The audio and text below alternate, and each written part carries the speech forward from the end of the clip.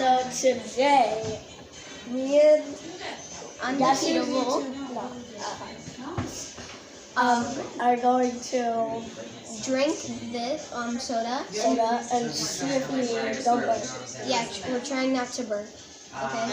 Ready? 3, 2, 1.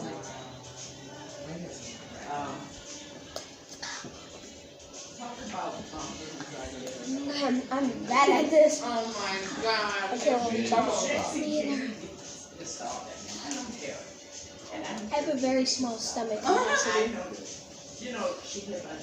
My throat's burning from drinking this much. My stomach is dying. Look how much I've drank. Oh my, how? Which one? Oh, yeah, she was born with it. Right? Like, good reason. So what is that? Think about how I done. All the time. Nothing happened. Right. I'm good. I have to. I kind of have to. I'm not going to. Never know. The worst part for me, I'm not going to burp because of the carbonation. I'm going to burp since my stomach is so full. I know. No, because I go every 6 months. No, she's had it since birth. Okay. And the doctor was there and stuff. Yeah. I just want to make sure. Oh, she has Can to you do. do this?